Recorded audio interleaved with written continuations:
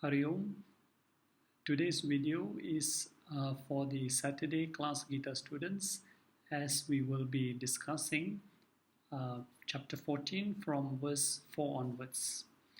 So let us recap the first three verses of chapter 14, whereby the Lord has explained that the knowledge he is going to reveal in this chapter, in the first verse he says, it will lead us to the highest goal, Param Siddhim, the highest state of perfection, which means when we attain this knowledge and we accept the reality of this knowledge, while living we attain a state of Jivan Mukta, that is, we are freed from all the daily ups and downs of life. Not that they don't occur, we still go through, but they don't affect us because we stop identifying with this body.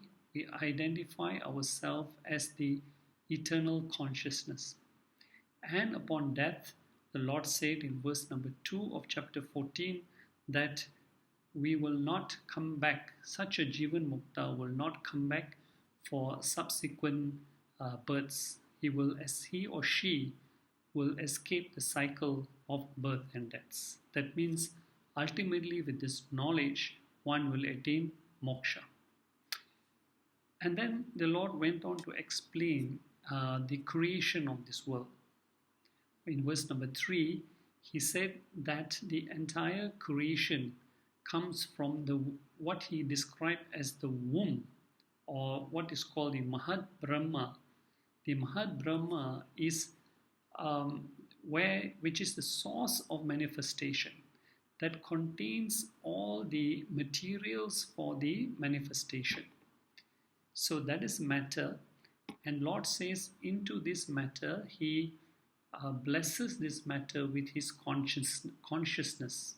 So he enlivens this matter and everything comes into existence. So the important point we have to understand is that there is, at the point of total dissolution, nothing is destroyed.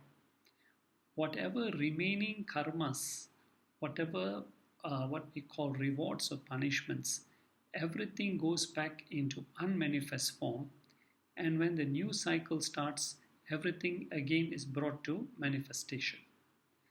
So up to verse number 3, the Lord has explained that there is a great womb of creation, and into this womb he energizes, he enlivens this womb to create.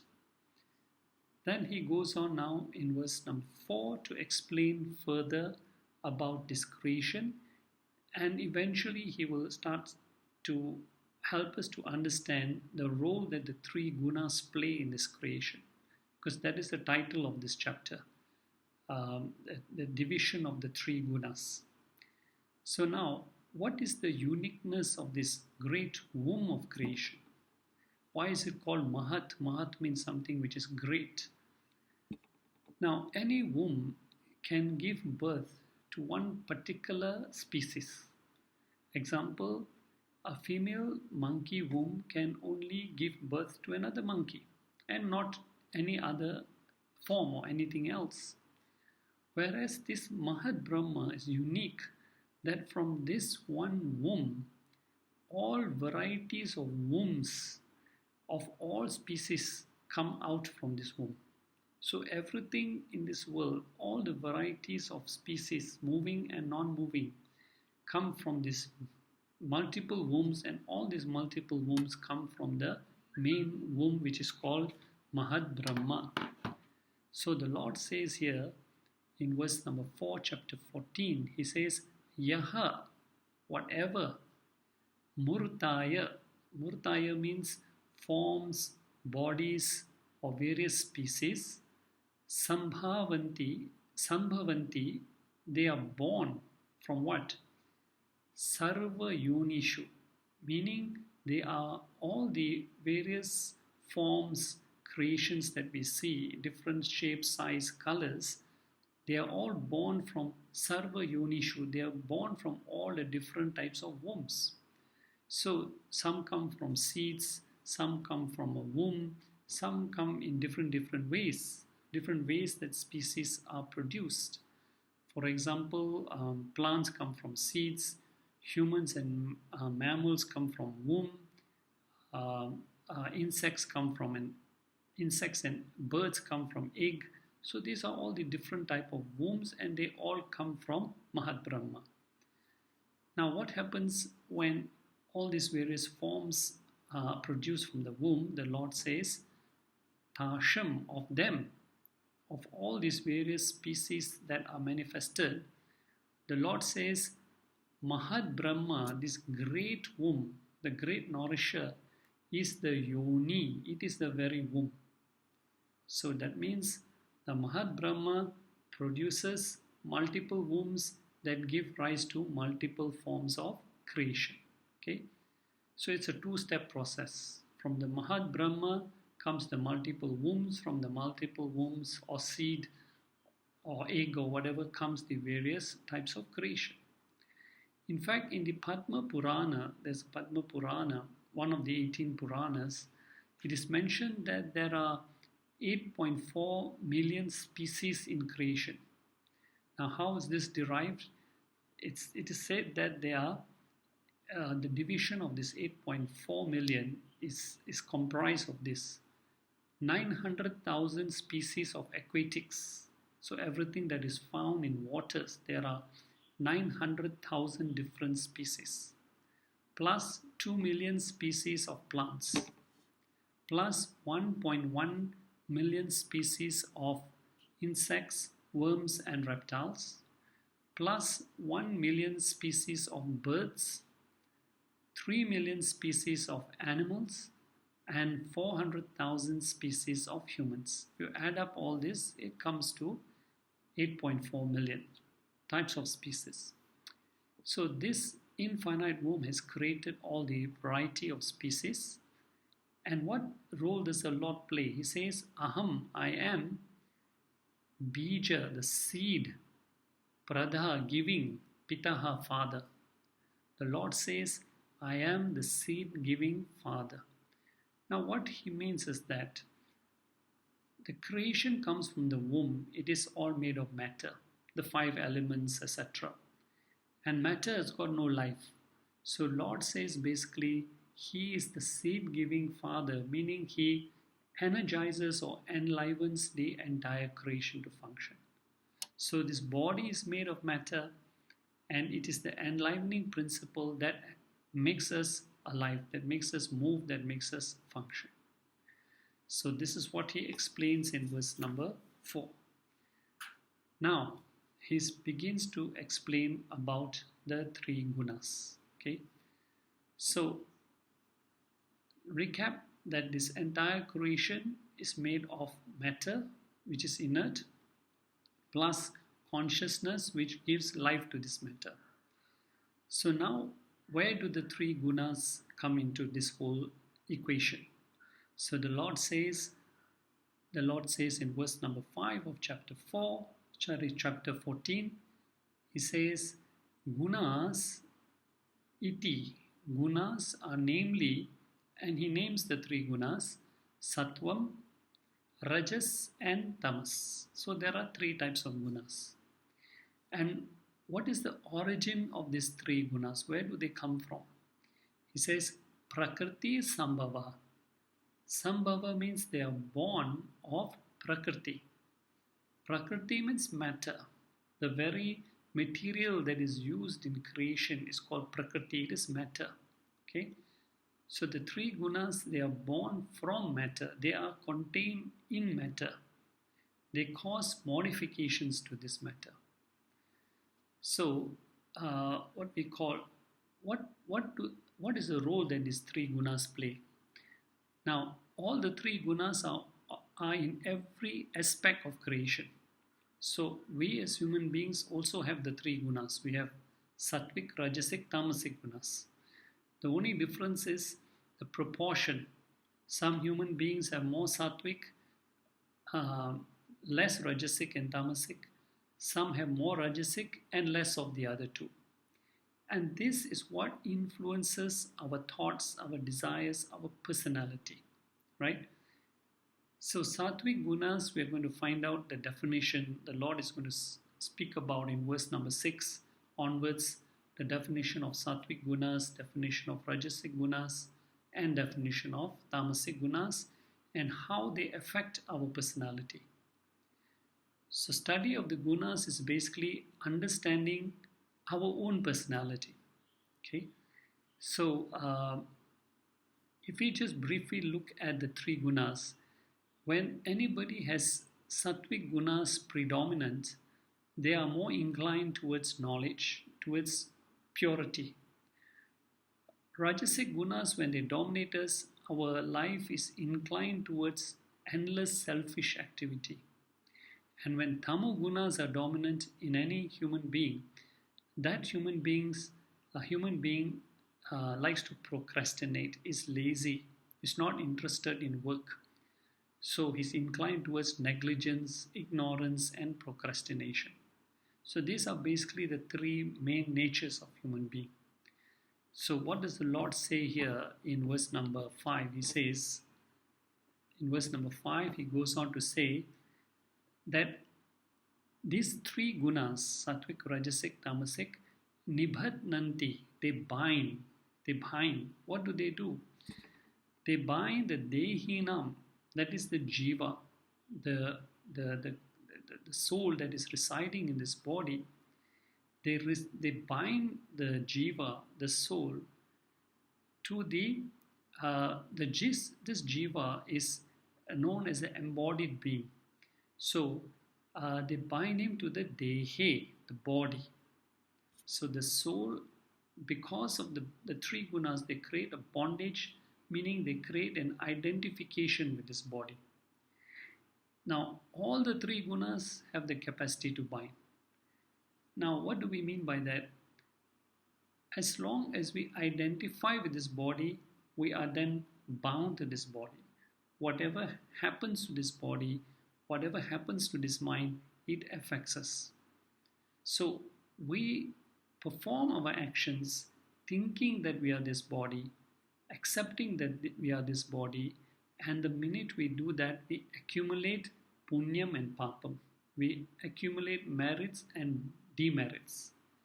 So identification with this body is the cause of our bondage to subsequent cycle of birth and deaths. So the Lord wants to warn us that all the three gunas, Sattvic, Rajasic, and Tamasic, all have the capacity to bind. So therefore, what is liberation? Liberation means, how do I cut the bondage of these three gunas? Once I learn to cut the bondage from these three gunas, I don't identify with this body. I identify myself as the consciousness in this body. I am free from all subsequent merits and demerits of my action. That means a realized soul is one who accepts himself as this consciousness who is the witness in this body. I am the consciousness, I am the witness to all actions, I am not the doer of all actions. So, cutting the bondage to the three gunas is our means to liberation. So now in verse number 6, the Lord goes on to give us further description about these three gunas. Okay, and the first topic that the Lord talks about is what is the nature or the definition of each guna. Okay, so even the society, if you look at the society, and this is a very sometimes a very misunderstood topic, that why is there a division of what we call castes? So there is a fourfold division. There are the Brahmanas, the Kshatriyas, the Vaishyas, and the Sudras. The reason why there is a division of 4 classes is because each type of group is suited to certain type of work. So who are the Brahmanas? The Brahmanas are those who have predominant sattvic gunas. And because of this, they are very inclined towards attaining knowledge. So they're very ideal for them to enter the field of sharing knowledge. So the teachers, the lecturers, the researchers, basically they are sattvic dominant personality, and we call them brahmanas. The second type of group is called the Kshatriyas, who are Rajasic dominant. So they are good for protection of law and order. They are good in the field of government, administration, politics, etc. The third group of people are called Vaishyas. They are also Rajasic predominant, and they are good for engaging in commerce, business, etc. And then we have the fourth group of people who are the Sudras. They are tamasic predominant, so they are not very good at attaining knowledge, but they are very good at work that requires labor.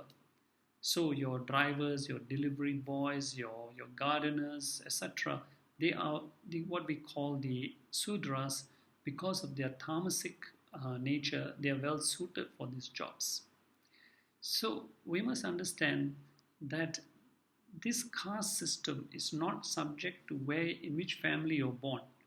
It is dependent on each individual's nature. You can be born into a family of scholars, but if you are tamasic nature, then you will not take up a job of teaching or lecturing, etc. So one has the freedom to move between the four castes. It is not that you're born in this family and you have to follow that. So we have to understand this caste system more in depth. So this is the first topic that Lord will talk about, and he starts with telling us the qualities of the sattvic guna. So he says tatra in verse number 6. He says tatra, among them, the three gunas. He says sattvam, the sattvic guna. What is the nature of sattvic guna? It is nirmalatvat. Nirmalatvat means it is pure. It is transparent. Now, what he means is that when sattvic guna is predominant, what we call, then there are pure thoughts in a person. It is transparent. There are clean thoughts. There are pure thoughts in a person. Because Rajasic gunas, what you call, make us think of our greedy thoughts. They make us think about selfish thoughts. But sattvic gunas, he says, are nirmalatvat. They are pure, and they are what we call, they induce pure thoughts or clean thoughts in us. Second example, he says, definition of sattvic gunas is prakashakam. They are the revealer. They shine, meaning that whatever knowledge a sattvic guna person finds it easy to receive and finds it easy to absorb knowledge. So that is prakashakam. It's the nature of sattvic gunas. Third quality, anamayam. Anamayam means sorrowless. Sorrowless means one enjoys a constant state of peace and joy, serenity, tranquil mind. So such a mind is also very conducive to meditation, etc. Okay, so anamayam is sorrowless. It is conducive for study, for contemplation, etc. But Krishna also cautions that a sattvic mind also binds. Now, how does it bind? Because a sattvic mind looks for quietness, looks for tranquility. It wants an environment which is peaceful. It seeks an environment which is peaceful. So, it also binds us in a way. So here he says, Batnati, the sattvic guna binds sangha through attachment. Attachment to what? Sukha, happiness. A sattvic mind always yearns for a peaceful, tranquil type of environment. A sattvic mind dislikes any situation where there is too much noise, there's too much of disturbance. So, in a way also, we seek and we are bound to search for places which are quiet and tranquil also. So Lord says also we have to be careful, because ultimately we cannot change the total environment. We have to engage in an environment that may be noisy, that people might be rude to us, people might be hostile to us, and a sattvic person cannot take all this. So we have to be very careful also that sattvic gunas also bind us to happiness, number one. Number two, and happiness is not always in our control. Second, sangha jnana, there is attachment to knowledge. So what is wrong with being attached to knowledge? Sometimes we have to be very careful. We are so much engrossed to knowledge, keep on seeking knowledge, that the more and more knowledge that we seek, we fail to realize that this knowledge has got to be put into practice. So a sattvic mind is only interested in gathering and seeking knowledge, but the purpose of seeking that knowledge is to put it into practice, to experience that. So God, the connection with God cannot be found in books. Books are only pointing us to that direction, what to do, what type of lifestyle to lead.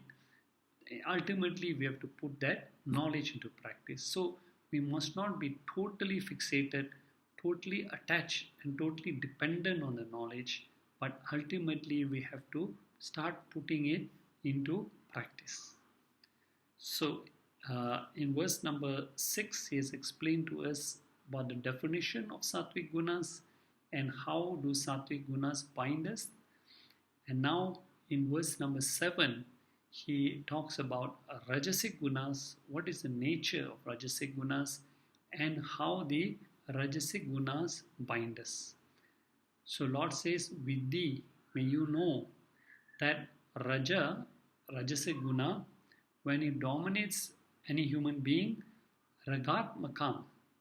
Ragat makam means rajasic gunas are the nature of passion, raga. Raga means passion. And the quality of passion manifests in any individual with two qualities. What are the two qualities? Trishna. Trishna is thirst, hankering. When that passion is there, it makes us hanker for what? Hanker for things that we do not have. So the rajasic mind is always scheming to acquire things that I'm never happy with what I have. So a rajasic mind is always thirsting to scheme to see what else he can add into his life. So Trishna is thirst or hankering. And the second quality of this passion is asanga, which is attachment. Now, what is different with this asanga or attachment? A rajasic mind is constantly working to hold on to what you have. So these are the two activities that occupy a rajasic mind. How to hold on to whatever position I have, to whatever possessions I have to maintain that. A certain standard in society I've attained. Now I've got to work hard to maintain that. And second is, the mind is also hankering for what I don't have. If I have one car, I want to work hard to maintain that car, but at the same time, I want to work hard to get a second car. I have one house, I want a bigger house. So it goes on and on. It drives us to continuous activity for these two reasons: acquisition and preservation. So people work hard to earn that money to maintain their lifestyle, and they also work hard to get that money to what we call, because of so many desires they want to fulfill. So the Lord says that this is the two qualities of a rajasic bound nature. Then he says, how does it bind us? He says, nibhatnati, it binds. The rajasic guna binds the individual to what? Karma sangena, attachment to karma, attachment to action, a life of endless activity. It drives a person, and thus it binds a person to this life, to this body. Now, if we look at the differences between a sattvic mind, a rajasic mind, and a tamasic mind. A sattvic mind is also productive. It is not that a sattvic person does not work hard. He also works hard. He is productive, but he enjoys a peace of mind. A rajasic mind is also productive, but has no peace of mind because there's constant hankering there for more and more and more. A tamasic mind is not productive because the person is only interested in sleep and food. But a tamasic mind has peace of mind. Ignorance is bliss. So, sattvic mind is productive plus peace of mind. Rajasic mind is productive but no peace of mind. Tamasic mind is not productive but has peace of mind. And as desires are endless, so actions also will be endless. There will always be more desires which will keep on driving one to more and more activity also. And then now the Lord describes in verse number 8 the nature of tamasic gunas and how they bind.